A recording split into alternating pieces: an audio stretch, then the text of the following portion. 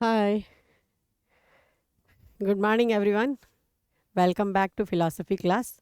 Today, I am going to teach in Western philosophy, Western modern philosophy, अनुभववाद पाश्चात दर्शन में अनुभववाद। पिछले class में मैंने बुद्धिवाद के बारे में विस्तार से बताया था। बुद्धिवाद होता क्या है, कैसे ओरिजिन हुआ है और ज्ञान बुद्धि के माध्यम से प्राप्त होता है, जिसमें बुद्धिवादियों ने कहा है कि का एकमात्र स्रोत बुद्धि है। ये अनुभववाद आज हम जो पढ़ाएंगे, इसमें ज्ञान के साधन, ज्ञान का जितने भी सोर्स हैं, ज्ञान के साधन के रूप में अनुभववाद है, इस पर हम चर्चा करेंगे।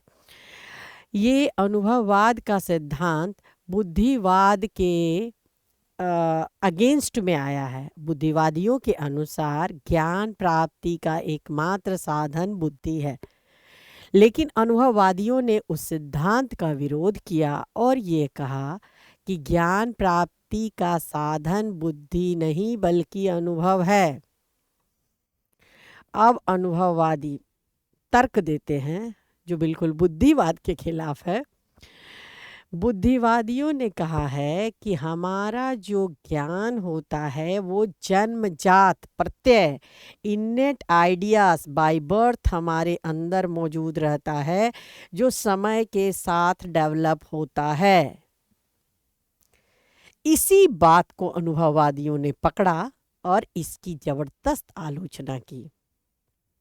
बुद्धिवादी का यह तर्क था कि व्यक्ति के अंतर्गत ईश्वर प्रदत्त जन्म से ही प्रत्यय मौजूद है और धीरे धीरे इसका विकास होता है, जिसका विरोध बुद्धिवादियों ने किया और उन्होंने कहा कि हमारा मस्तिष्क जन्म से एक ब्लैंक स्लेट की तरह होता है, टेबुला रजा। अनुभववादियों ने उसको टैबुला रजा की संज्ञा दी, टेबुला रजा की संख्या दी और हमारा मस्तिष्क साफ स्लेट है, यानी क्लीन स्लेट, क्लीन स्लेट है। इसमें कुछ भी अंकित नहीं है, जन्म से कुछ भी अंकित नहीं है, बल्कि समय के साथ धीरे धीरे हमें अनुभव से प्राप्त होता है।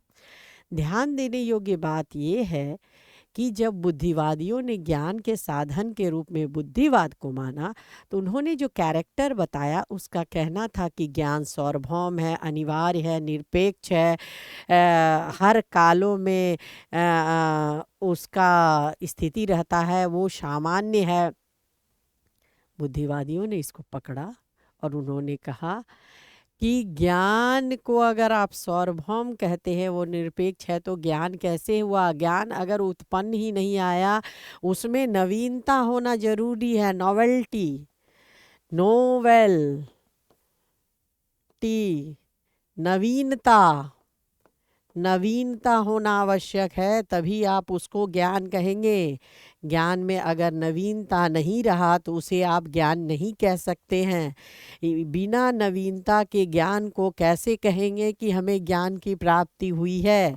इसीलिए ज्ञान को आ, में नवीनता होगा, तभी उसे ज्ञान कहा जाता है। इनके अनुसार ज्ञान प्राप्ति का साधन हमें इंद्रियां अनुभूति है। इंद्रियों के माध्यम से वस्तु का हमें अनुभव होता है, तब हमें ज्ञान प्राप्त होता है। इसे ही उन्होंने सेंस डाटा कहा था, सेंस डाटा कहा था। अब इसमें अनुभववादी का कहना है कि कोई भी अनुभव जन्मजात नहीं होता है, सब अनुभवजन्य होते हैं, उसमें नवीनता पाई जाती है। और इसके समर्थक वेस्टर्न फिलॉसफी में हैं लॉक, ह्यूम और बार्कले।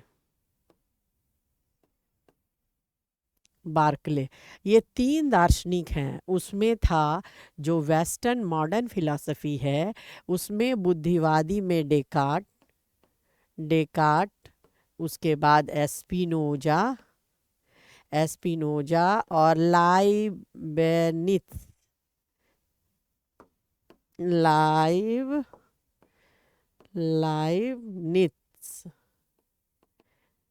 लाइब्निज, ये 3 बुद्धिवादी हैं, ये अनुभववादी हैं। अनुभववादियों ने कहा कि बुद्धिवादियों ने कहा है आत्मा, ईश्वर और जगत का ज्ञान हमें बुद्धि से होता है, अनुभव से होता है, जबकि बुद्धिवादियों ने कहा कि इसका ज्ञान हमें बुद्धि के द्वारा होता है। इनके अनुसार अनुभववादी ने कहा कि जन्मजात प्रत्यय के रूप में ईश्वर, जगत, आत्मा का ज्ञान है, जबकि अनुभववादी ने इसके खारिज करते हुए कहा कि इसका ज्ञान हमें अनुभव से होता है। अनुभववादियों का मानना है कि हमारे अंदर कोई भी चीज़ जन्म से मौजूद नहीं है। उनका कहना है कि हर कुछ हमें अनुभव बुद्धि से प्राप्त होता है। तो जब बच्चा होता है तो उसको वो ज्ञान क्यों नहीं होता है? पागल में ये ज्ञान कहाँ क्यों नहीं रहता है? उसको तो हमने देखा जब जन्म लिए हमें कुछ भी नहीं आता था, धीरे धीरे अनुभव और चीज़ों को देखते हुए, समझते हुए हमें संसार की हर वस्तु का ज्ञान हुआ। अब ये देखिए, ये 2 प्रकार के द्रव्य की विवेचना की ज्ञान के साधन के रूप में। एक है निरपेक्ष द्रव्य, एक है सापेक्ष द्रव्य। निरपेक्ष में इन्होंने ईश्वर को रखा और सापेक्ष में इन्होंने जड़ प्लस चेतन को रखा। ठीक है। स्पिनोजा ने कहा नहीं, सब मिला के एक ही द्रव्य है और इसी के अंदर दो गुण के रूप में जड़ और चेतन है। यहाँ पर ये गुण है। लाइब्निज ने कहा द्रव्य एक नहीं अनेक है, जिसको उन्होंने मोनड कहा। ये सब जन्मजात प्रत्यय ही आधार हैं। अब इन्होंने क्या कहा? 3 प्रकार के द्रव्य हैं। एक है ईश्वर है, जड़ और चेतन है। जड़ और चेतन है। और बार्कले ने कहा जड़ कुछ नहीं, ईश्वर है और आत्मा है, बस 2 तरफ। और लॉक ने कहा कि ऐसा कोई बात नहीं है, जो हमें अनुभव जो होता है बस अनुभव जगत से होता है। हम इस तरह के द्रव्यों को नहीं मानते हैं जिसका हमें अनुभव हो रहा है, उसके आधार पर हम, जिसके कारण सब कुछ में संदेह करने के कारण इनके दर्शन को संदेहवादी कहा जाता है। अब हम देखेंगे कि इंद्रियां अनुभूति को समझने वाले संसार की व्याख्या कैसे करते हैं। लॉक ने कहा कि जब हमें किसी वस्तु का ज्ञान प्राप्त होता है, उसमें सेंस डाटा एक अहम भूमिका निभाती है। उसके पश्चात ही हमें ज्ञान होता है। जैसे मान लिया जाए हम कोई वस्तु को देखते हैं तो सबसे पहले उसमें उसका जो गुण है, जिसको प्राइमरी क्वालिटीज़ और सेकेंडरी क्वालिटीज़ कहते हैं, उसके आधार पर ही हमें उस वस्तु का ज्ञान प्राप्त होते हैं। प्राइमरी क्वालिटीज़ उस वस्तु में ही मौजूद रहती है। उस वस्तु में प्राइमरी क्वालिटीज़ है जिसके आधार पर ही हमें उस वस्तु का ज्ञान प्राप्त होती है। ठोसपन, कठोर, मुलायम, ये सब प्राइमरी क्वालिटीज़ हैं जो ऑब्जेक्ट में मौजूद रहती है और उसका ज्ञान हमें अपने सेंस, अपने जो पंच ज्ञान इंद्रियां हैं वो जो कलेक्ट करती है, उसके माध्यम से उस वस्तु का हमें ज्ञान प्राप्त होता है। तो ये सभी चीज़ें जो हमारे ज्ञान का विषय है, इसमें हमारा ज्ञान अहम भूमिका निभाता है जब वो सेंस डाटा हमारे पास आता है।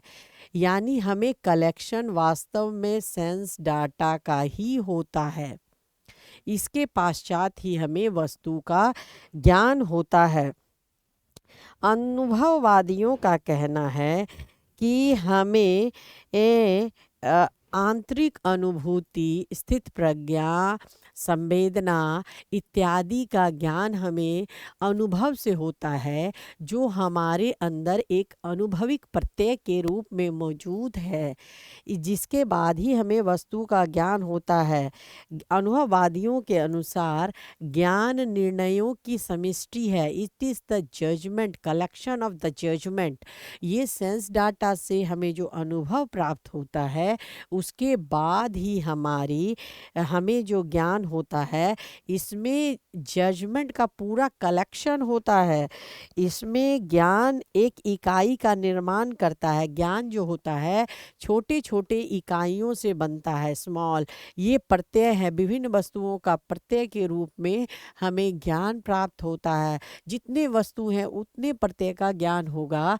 उसके बाद उन प्रत्ययों के मिलाने से हम एक जजमेंट का निर्माण करते हैं, जिससे हमारा ज्ञान विकसित होता है और ज्ञान उस चरम सीमा तक पहुंचती है जिसके बारे में हम जानकारी प्राप्त करते हैं। अब हम देखेंगे किस प्रकार अनुभववादियों ने ज्ञान को विश्लेषण किया है। उन्होंने कहा कि जो भी सेंस डाटा हम कलेक्शन करते हैं उसमें दो प्रकार की निकलता है। एक डाटा सरल होता है और दूसरा डाटा जटिल होता है। जटिल डाटा में कई प्रकार के डाटाओं का संग्रह होता है। ये सरल डाटा जो हम प्राइमरी रूप से ऑब्जेक्ट से प्राप्त करते हैं, और जब वो निर्णयों की समष्टि होती है, मतलब एक से अधिक इंद्रियां जब हम उसको ग्रह के माध्यम से किसी वस्तु का ज्ञान प्राप्त करते हैं तो वो जटिल कहलाती है। सरल में हम ये कहते हैं ये कलम है, इससे हम लिख सकते हैं। जटिल डाटा ये होता है जब उसमें एक से अधिक इंद्रियां उसको ज्ञान प्राप्त करने में अपना सक्रिय भूमिका निभाती है, तत्पश्चात हमें वस्तु का ज्ञान होता है। जैसे हम कहते हैं हमारे प्रांगण, हमारे कॉलेज के प्रांगण का जो घास है वो मुलायम है। तो मैंने ये देखा है, आप ये अनुभव कर सकते हैं, हमने देखा है कि वहाँ घास है, हमने छुआ नहीं है, बल्कि दूसरी ज्ञान इंद्रियां बिना छुए ही हमने अनुभव किया कि वो मुलायम है। तो ये एक जटिल डाटा है जिसको एक से अधिक इंद्रियां मिलकर उसको इकट्ठा किया है। तो इसमें अनेक प्रकार के प्रत्ययों का यहाँ जटिल में मेल होता है, उसके बाद ही हमें ज्ञान की प्राप्ति होती है। और एक गौर करने वाली बात यह है कि जहाँ बुद्धिवादियों ने निगमन पद्धति का इस्तेमाल किया, अनुभववादियों ने अनुभववादियों ने आगमन पद्धति का इस्तेमाल किया ज्ञान प्राप्ति में। ये आगमनात्मक होते हैं, 1 2 3 4 ऐसे ग्रो करते रहता है नॉलेज। ये अपवर्ड बढ़ता है, विस्तार होता है इसमें। एक विशेष से सामान्य की ओर जाने की प्रक्रिया ऐसे ज्ञान में होती है, तत्पश्चात हमें वस्तु का ज्ञान होता है। तो यहाँ हमने देखा कि किस प्रकार हमारी इंद्रियों के माध्यम से जो हमें ज्ञान प्राप्त हो रहा है वह अनुभवात्मक है और अनुभव के द्वारा ही वो ज्ञान होती है। अब इसमें विशेषताएं क्या होता है, इसमें विशिष्ट वस्तु का ज्ञान हमें होता है, विशिष्ट का ज्ञान होता है। दूसरा, अनुभव ही एकमात्र साधन है इसका।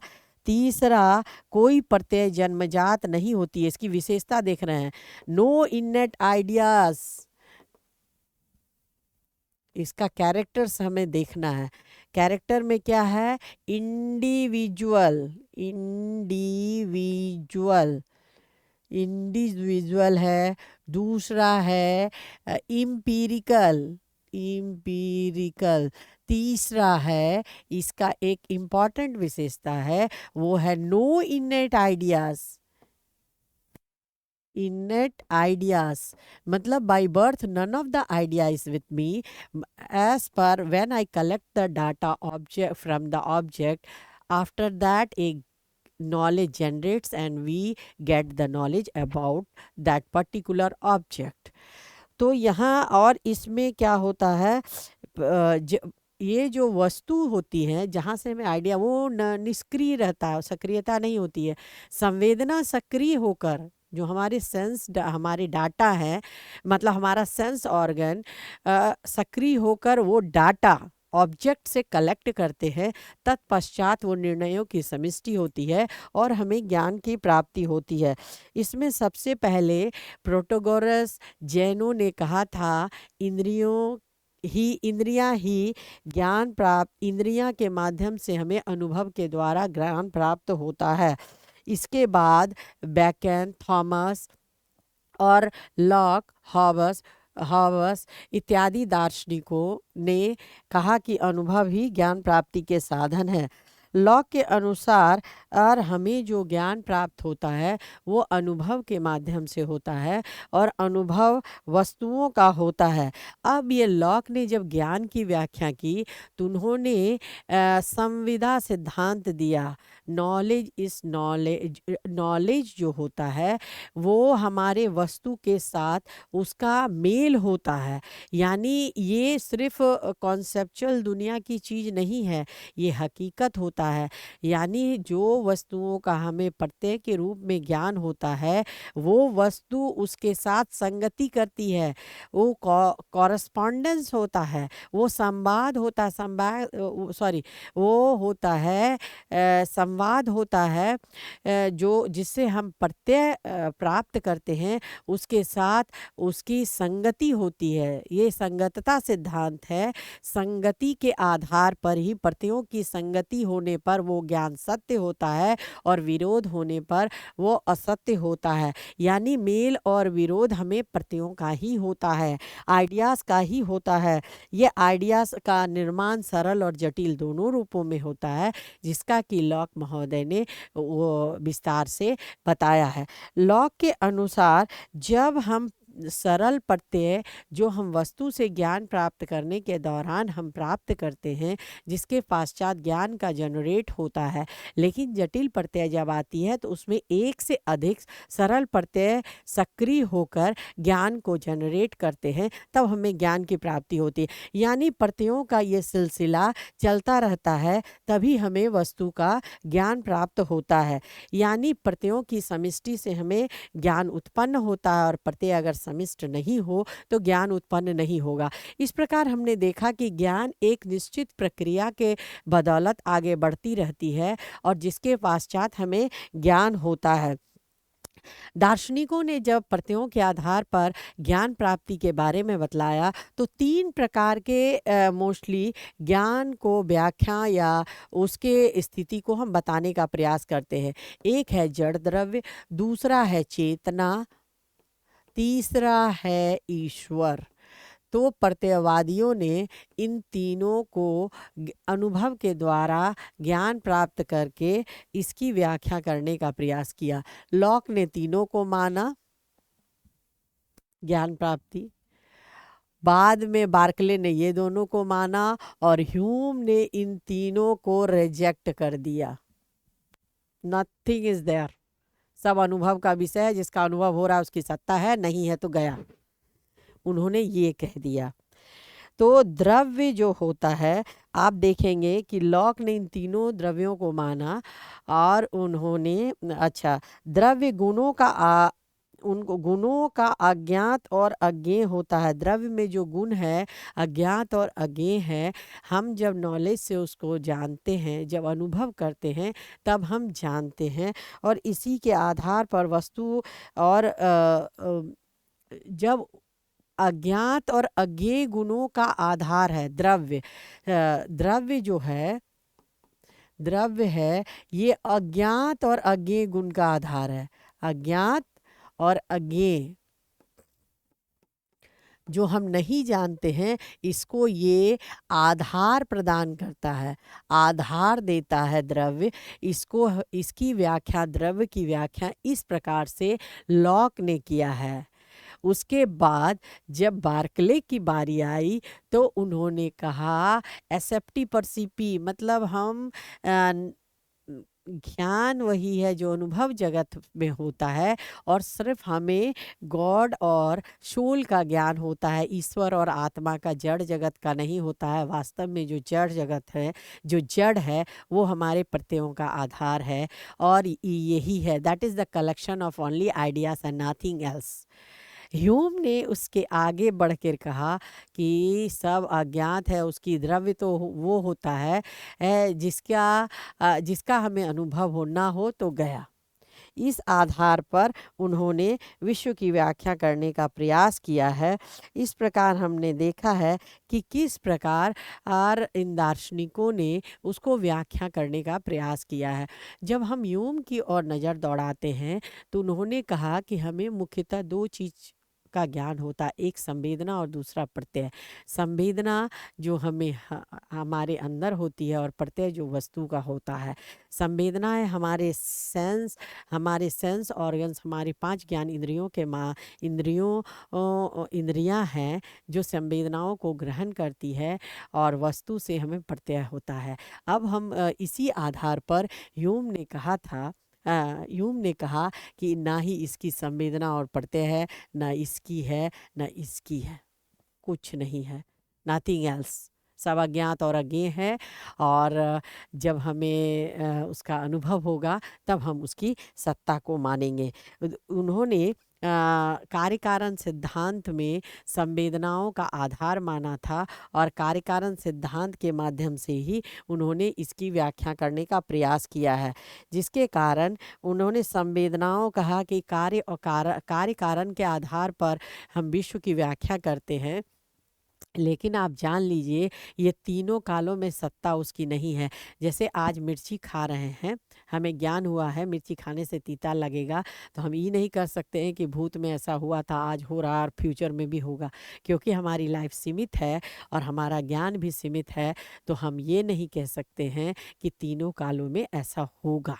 इसीलिए ह्यूम ने अपने कार्य कारण सिद्धांत में इसकी आलोचना की। उन्होंने तो यहाँ तक बोला है कि कार्य कारण में लगातार संयोग होता है और हम उसको अनिवार्य मान लेते हैं, लेकिन ऐसा नहीं होता है। ज्ञान हमेशा नॉवेलिटी रहता है, हमेशा नवीनता रहता है और अनुभव द्वारा प्राप्त ज्ञान नवीन होता है। उन्होंने कहा है कि बच्चा जो है पहले उसको पता नहीं होता है कि वो आग है, वो है, एक बार हाथ छुआ जला तब उसको अनुभव होता है कि वो इसको छूने से जल जाएंगे, और इसी अनुभव को वो महसूस करता है। उसको संवेदनाओं के माध्यम से, प्रत्ययों के माध्यम से जो उसको ज्ञान प्राप्त होता है, उसके बाद उस वस्तु के बारे में वो विचार करता है और उस पर निर्णय लेता है कि वास्तव में क्या है। इस प्रकार हम लोगों ने देखा कि किस प्रकार ह्यूम ने संवेदना और प्रत्ययों की व्याख्या करते करते कार्य कारण संबंध को भी वो अनिवार्य नहीं मानते, वो महज इसे संयोग मानते हैं और कहते हैं कि जितनी भी व्याख्या की गई है उसमें जितने भी तर्क दिए गए हैं वो सिर्फ एक संयोग मात्र है। तो संवेदना और प्रत्ययों का संबंध भी संयोग मात्र है। इसीलिए उन्होंने जड़, चेतना और ईश्वर तीनों की सत्ता का खंडन किया। इस प्रकार हमने देखा कि दार्शनिकों ने, अनुभववादियों ने किस प्रकार अनुभव के एक महत्वपूर्ण आधार आगमन को माना और उसमें नवीनता को माना। इसीलिए उन्होंने बुद्धिवादियों द्वारा दिया गया अनिवार्य सिद्धांत की आलोचना की और कहा कि ज्ञान हमें अनुभवजन्य होता है। अब उन्होंने इसकी आलोचना की। सबसे पहले आलोचकों ने, जो बुद्धिवादियों ने जो तर्क दिया है, तो उनका कहना था इनके सिद्धांत को मानने से क्या क्या गड़बड़ियाँ पैदा होगी, ये आप देख लीजिए। सबसे पहले अनुभव बिना उपादान के संभव नहीं है। अगर उपादान कारण नहीं, ये केवल उपादान को मानते हैं, आकार को नहीं मानते। मतलब संवेदना केवल उपादान, उत्पत्ति जो हमें मटेरियल कॉज से होता है उसको, लेकिन जो फॉर्म होता है उसको ही मानते नहीं हैं। तो इसके सिद्धांत को हम कैसे कहेंगे। दूसरी बात यह है कि जो देखते हैं बच्चा जन्म लेने के बाद वो उसको माँ है ना दूध पीना नहीं सिखाती है, रोना नहीं सिखाती है, लेकिन वो उसको जान लेता है। तो ये कैसे जानता है? ये उसको कहीं ना कहीं उसके पास जन्मजात प्रत्ययों के रूप में वो वासना है, भूख की वासना है, तभी वो जन्म लेने के बाद खाना खोजता है। दूसरी बात, इसमें इन्होंने कहा था कि प्रत्ययों के माध्यम से हमें वस्तु का ज्ञान प्राप्त होता है, तो केवल प्रत्यय ही सब कुछ है। तो आप ये बता दीजिए, अगर प्रत्यय ही सब कुछ है तो जड़ जगत की सत्ता ही नहीं है, तो हमें प्रत्यय किसका ज्ञान होता है? प्रत्यय हमें क्या चीज का होगा? क्या बंद कमरे में किसी वस्तु का ज्ञान हो सकता है? हम अभी एक दर्शन शास्त्र के शिक्षक होने के नाते ये जानने बताने का प्रयास करते हैं कि विज्ञान जगत में डार्क मैटर का कॉन्सेप्ट है। तो dark matter means there are so many objects in the world we can't visual, और we can't without visual we can't define it. The same thing is the with the philosophers, that there are so many objects but that is not visualize and we can't say. तो क्या हम नहीं देखेंगे तो उसकी सत्ता नहीं होगी? प्रोटॉन, इलेक्ट्रॉन, हमारे बॉडी में बहुत सारी चीज़ें, बहुत सारे बैक्टीरिया, जर्म्स हमारे खुली आंखों से नहीं होता है, तो क्या उसकी सत्ता नहीं है? तो हम उसके आकार, उपादान और आकार दोनों के रहने से ही ज्ञान का निर्माण होगा, ना केवल उपादान, ना केवल आकार से। इसके अलावा इन्होंने कहा कि जैसे हमें नैतिक अनुभव अनुभव जो होता है अनुभव जगत में, तो नैतिकता का तो हमें अनुभव का विषय है, लेकिन हम वो देखते हैं कि लोग अगर सेवा करना उचित माना जाता है तो किसी का वो सेवा करते हैं, उसके बाद हम देखते हैं, तब उसमें निर्णय लेते हैं कि सेवा को एक कर्तव्य के रूप में माना गया है और सेवा करके लोगों को करना उचित माना जाता है। ये देखकर सीखा जाता है। और अनुभववादियों ने सिर्फ इंद्रियां के अनुभव को माना है, लेकिन धार्मिक व्यक्ति वो इंद्रियां अनुभव को तो नहीं मानते हैं, आस्था को मानते हैं, उसकी सत्ता होती है। उसी प्रकार आगमनात्मक पद्धति के स्थान पर दोनों ही पद्धति को मानेंगे, तभी इस विश्व की व्याख्या हो सकती है। संसार के हर चीज़ों की व्याख्या, ह्यूम के दर्शन में तीनों गॉड की सत्ता इस और जगत की सत्ता, सभी सत्ताओं का उन्होंने खंडन किया है। तो अब यह प्रश्न उठता है कि अगर वो न जड़ है, न चेतन है, न ईश्वर है, सबकी सत्ता पर संदेह करते हैं, तो अंत में उनकी ही स्थिति संदेह की हो जाती है कि वास्तव में उनकी सत्ता है या नहीं है। तो हमें किसी भी स्थिति के चरमता पर नहीं, बल्कि मध्य मार्ग होते हुए हमें ज्ञान जो प्राप्ति का साधन हो है, उसमें आलोचक का कहना है कि केवल एक मार्गी से, एक पहिए से गाड़ी नहीं चलेगी, अनुभव और बुद्धि दोनों मिलेगा तभी ज्ञान आगे बढ़ेगा, नहीं तो वो ह्यूम के सर्वाहंगवाद की और संदेहवाद की कड़ी की ओर चले जाएगी, और ज्ञान का जो प्राप्ति का साधन है वो अधूरा रह जाएगा, एक पक्षी रह जाएगा। इसीलिए ज्ञान को अनुभव और बुद्धि दोनों का सामंजस्य होगा, तभी ज्ञान की प्राप्ति होगी। धन्यवाद।